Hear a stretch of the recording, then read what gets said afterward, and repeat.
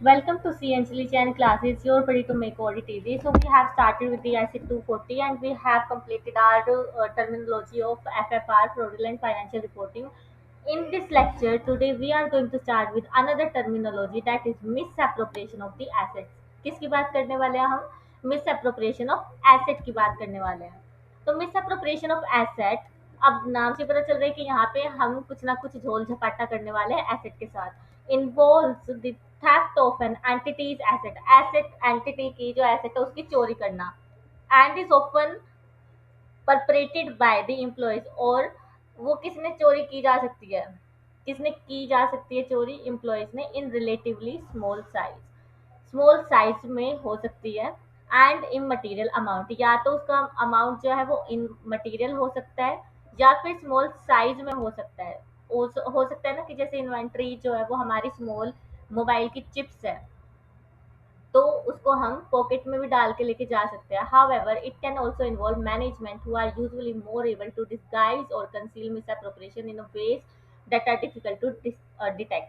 इसने क्या बोला कि मैनेजमेंट अगर इसमें इन्वॉल्व हो जाते तो वो मोर कंसीलिंग वे में, मोर विंडो ड्रेसिंग वे में उसको क्या कर सकती है, मिसअप्रोप्रिएट कर सकती है, क्योंकि उसको वो एक सोफिस्टिकेटेड ऑर्गेनाइज्ड स्कीम होती है जिसको कि डिफिकल्ट होता है डिटेक्ट करना.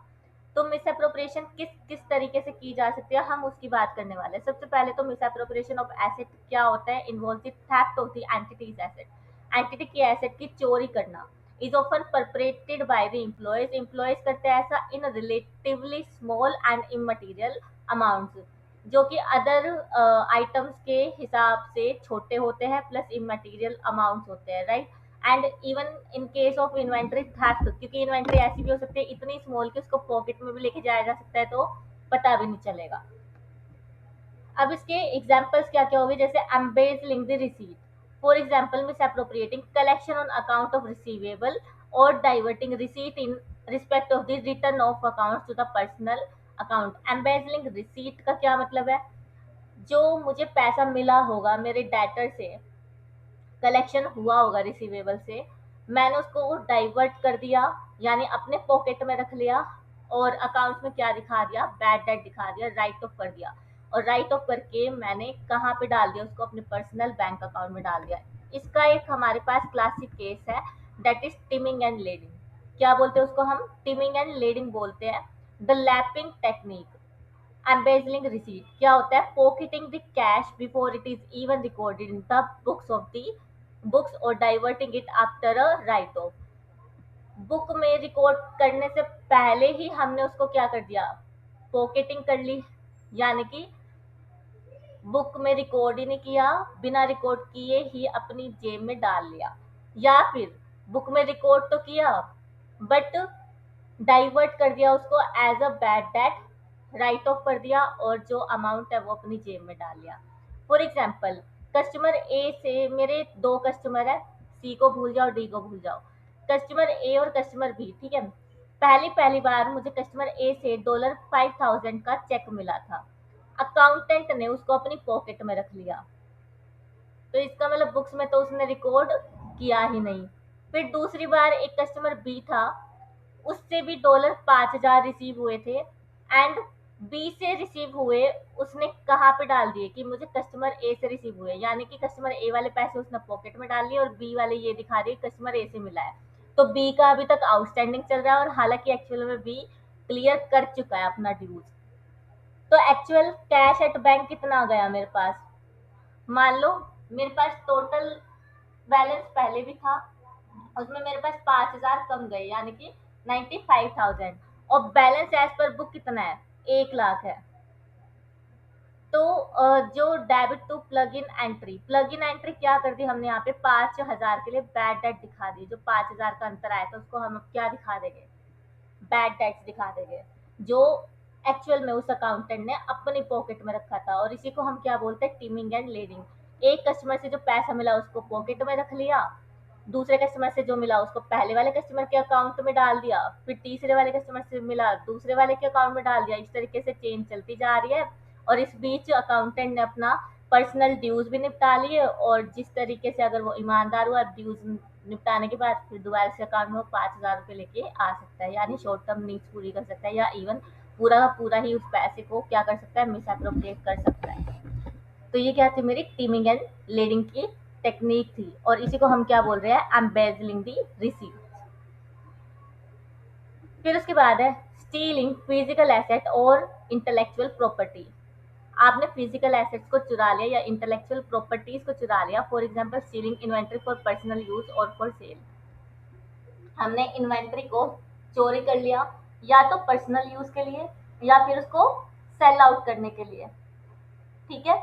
या फिर जो stealing the scrap for resale, company में बहुत सारा स्क्रैप आइटम्स भी होता है, उसका रीसेल करने के लिए मैंने उस स्क्रैप को भी चुरा लिया। या फिर colluding with the competitor, competitor के साथ मैंने कल्यूड कर लिया, मिली भगत कर ली, by disclosing technological data in return for the payment, यानी जो ये अपनी आईपीआर होती है, इंटेलेक्चुअल प्रॉपर्टी राइट, उसकी इंफॉर्मेशन मैंने किसी कॉम्पिटिटर को दे दी in lieu of getting the payment. तो स्टीलिंग फिजिकल एसेट और आईपी, आईपी मैं बता चुकी हूँ। इन्वेंट्री में जैसे मैंने आपसे बात की स्मॉल चिप्स की, खाने वाले नहीं, टेक्नोलॉजी वाले। तो वेयर हाउस मैनेजर ने क्या किया, 100 यूनिट जो थी हाई वैल्यू इन्वेंट्री की, वो मिस अप्रोप्रिएट कर दी। ईयर एंड की स्टॉक काउंटिंग हुई तो डिस्क्रिपेंसी फाउंड हुई, और इस डिस्क्रिपेंसी में उन्होंने क्या लिखा, रिकॉर्ड कर दिया उसको एक जर्नल एंट्री के थ्रू, कि या तो वो स्लो मूविंग आइटम थे या डैमेज स्टॉक था, जिसकी वजह से हमने उसको क्या कर दिया, राइट ऑफ कर दिया। तो यहाँ पे ऑडिटर को क्या चेक करना चाहिए, what should auditor check, check authorisation method. Authorisation method किस चीज का, कि जो हमने राइट ऑफ जर्नल एंट्री मारी है उसको अथोराइज किसने किया था, अप्रूव किसने किया था। Who signed of the damage report, damage inventory की रिपोर्ट को किसने साइन किया था। इफ सेम पर्सन, अगर जर्नल एंट्री मारने वाला इंसान और अप्रूवल एंड अथोराइज करने वाला इंसान एक ही था, तो यहाँ पे सेग्रीगेशन ऑफ ड्यूटी का जो प्रिंसिपल है वो क्या हो गया, वॉयलेट हो गया, यानी मेकर चेकर कॉन्सेप्ट वॉयलेट हो गया। एक ही इंसान क्या कर रहा है, रिकॉर्ड भी कर रहा है, और एक ही इंसान उसको अथोराइज एंड अप्रूव भी कर रहा है, तो यहाँ पे इंटरनल कंट्रोल क्या है, वीक है, क्या है, वीक। फिर उसके बाद है next, causing an entity to pay for the goods and services not received, या फिर एंटिटी को मजबूर कर देना ऐसे सर्विसेज के लिए पे करना जिसका हमारे पास कभी कोई गुड्स एंड सर्विसेज रिसीव ही नहीं हुआ। Payment to fictitious vendor, kickbacks paid by the vendors to the entity's purchasing agent in return for inflating price, और payment to the fictitious employees। इसका क्या मतलब हुआ, वैसे तो पढ़ के ही समझ आ गया होगा। fictitious पेमेंट या तो घोस्ट वेंडर है या फिर घोस्ट एम्प्लॉय है। क्या हुआ, जो प्रोक्योरमेंट मैनेजर था ना, उसने एक शेल कंपनी खोल ली, क्या खोल ली, एक शेल कंपनी, और शेल कंपनी के नाम से इनवॉइस दे दिया कंसल्टेंसी सर्विसेज का, कि प्रोक्योरमेंट मैनेजर ने अल्फा सप्लाई जो कि एक शेल कंपनी थी उसे कंसल्टेंसी सर्विसेज ली है, और बदले में उसको कितना पैसा दे दिया, $10,000। अब क्योंकि ये जो कंसल्टेंसी सर्विसेज है वो इंटेंजिबल है, इसके कोई सर हाथ पैर नहीं है कि मैं इसको देख पाऊँ, तो इसको हम इजिली ट्रेसेबल नहीं कर पाएंगे कि क्या कंसल्टेंसी ली थी, ठीक है।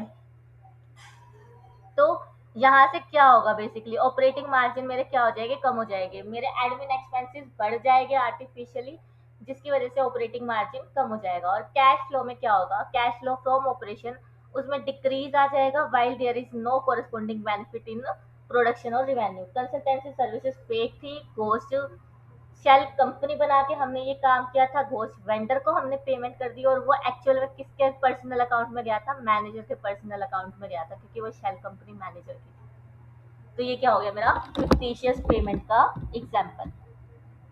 फिर इसके बाद है using an entity's asset for personal use, entity की एसेट को आपने क्या किया, पर्सनल यूज के लिए यूज किया। For example using the entity's asset as a collateral for personal loan और a loan to a related party. क्या हुआ था, पर्सनल यूज ऑफ एसेट हमने क्या कर दिया, this is often a paper fraud, ये ऐसे फ्रॉड होते हैं जो कि ऑन पेपर किए जाते हैं। Physical asset stage with the company, physical asset जो है वो हमेशा और हमेशा किसके पास रहते हैं, कंपनी के पास, but the economic benefit is stolen, but जो उसका इकोनॉमिक बेनिफिट है वो चोरी हो जाता है, यानी उसे जो बेनिफिट मिलने वाला है वो कंपनी को ना मिलके किसी और पर्सन को मिल रहा है। जैसे कि जो ये सीएफ है, चीफ फाइनेंसिंग ऑफिसर, कंपनी के पास कुछ एफडी थी 1 सीआर की, उस एफडी को चीफ फाइनेंसिंग ऑफिसर ने, सीएफओ ने बैंक में कोलेटरल रख दिया पर्सनल अकाउंट में लोन लेने के लिए। पर्सनल अकाउंट में लोन लेने के लिए कंपनी की 1 सीआर की एफडी को कोलेटरल कर दिया सीएफओ ने। तो यहाँ पे क्या हुआ, कंपनी के लिए एफडी जो है एसेट थी, और उस एसेट को पर्सनल यूज कर लिया सीएफओ ने लोन को रेज करने में, for his real estate business, real estate के बिजनेस के लिए। तो FD still exist in the books of account, FD जो है वो कंपनी की बुक्स ऑफ अकाउंट में है, बट इसका डिस्क्लोजर कहीं नहीं दिया गया कि इसको कोलेटरलाइज किया गया है, वो भी personal purpose of the CFO के लिए। तो ये क्या था मेरा, using the asset of the company for the personal use. तो misappropriation of asset is often accompanied by the false and misleading record। कभी भी हम मिसअप्रोप्रिएशन करेंगे एसेट का तो फॉल्स और मिसलीडिंग रिकॉर्ड्स हो गए और डॉक्यूमेंट्स हो गए, जैसे कि डैमेज इन्वेंट्री का रिपोर्ट बनाया गया होगा, अप्रूवल अथोराइजेशन को ब्रीच किया गया होगा, तो ये सब क्या हो गया, फेक हो गए। Document in order to conceal the fact that the asset are missing और have been flashed without proper authorisation. या तो एसेट मिसिंग है या फिर उसको क्या कर दिया गया है, फ्लैच कर दिया गया है विदाउट प्रॉपर अथोराइजेशन। और एक बात, अगर हमारे जो फ्रॉड है, ऐसा कोई फ्रॉड होगा, तो उसको हमें रिपोर्ट करना पड़ता है क्लोज 11 में ऑफ पैरा 4 ऑफ कारो, ये क्या लिख दिया 2003, इसको नहीं पढ़ना है, ठीक है। ये दूसरा है, ये कट करना है, इस पैराग्राफ को नहीं पढ़ना है, ये अपडेट हो चुका है, मैं इसको आपको बताऊंगी कारो 2020 पढ़ते हुए, ठीक है। तो बेसिकली आपको यहाँ से पढ़ना है, miss appropriation of asset is often accompanied by the false or misleading records or document in order to conceal the fact that assets are missing or have been flashed। Basically हमने miss appropriation of asset में क्या पढ़ा कि जो asset है उसको miss appropriate किया जाता है, उसमें बेसिकली जो थेफ्ट है एंटिटीज की एसेट का, वो इन्वॉल्व होता है। और इसको कौन करता है, एम्प्लॉय करता है, relatively small and in immaterial amounts में। और अगर इसमें मैनेजमेंट अगर इन्वॉल्व हो गई तो वो इस तरीके से फ्रॉड को करेगी कि वो फ्रॉड समझ ही नहीं आएगा, डिटेक्ट नहीं कर पाएगी, क्योंकि fraud committed by management is always having the higher risk than the fraud committed by the employ. तो मिसअप्रोप्रिएशन ऑफ एसेट में क्या क्या हो जाएगा, एक तो मेरी इसमें आ जाएगी एम्बेजलिंग द रिसीट, फिर उसके बाद स्टीलिंग फिजिकल एसेट, और उसके बाद कॉजिंग एंटिटी टू पे for the goods and services not received यानी फिक्टिशियस पेमेंट, और उसके बाद using entities asset for the personal use. ये चार चीजें हैं हमारे पास। आई थिंक इसके एग्जाम्पल तो यहाँ पे आपको साथ के साथ दे रखे हैं, बस मैंने अपने नोट्स में इसलिए बनाया था कि आप विजुअलाइज कर पाओ इसको। तो ये यहाँ पे अपना मिस अप्रोप्रिएशन ऑफ एसेट का जो टॉपिक है वो हो जाता है खत्म। एंड आपको ओवर बर्डन मैं नहीं करूँगी, इसलिए नेक्स्ट पार्ट में हम नेक्स्ट टॉपिक स्टार्ट करेंगे। बेसिकली अभी तक हम एफएफआर पढ़ चुके हैं और मिस अप्रोप्रिएशन ऑफ एसेट देख चुके हैं, राइट। तो आई थिंक इसमें कोई डाउट नहीं होगा, ये टॉपिक जो है बहुत इजी था। मेजर मेजर आपको इसको याद करना पड़ेगा कि जो मिस एप्रोप्रिएशन ऑफ एसेट है उसमें क्या इन्वॉल्व होता है, या तो हमने रिसीट को एम्बेजल किया है, या फिर फिजिकल एसेट चोरी की है, या फिर एंटिटी से ऐसी कुछ सर्विसेज के लिए पैसे दिलवाए हैं जो उसको कभी मिली ही नहीं, या फिर कंपनी की एसेट को खुद ही यूज कर लिया, ठीक है। एंड ये आपको एग्जाम्पल लिखने पड़ेंगे अगर एग्जाम में आता है तो I think that's all from my side for this particular topic. We will be starting with another topic in another part of this essay 240.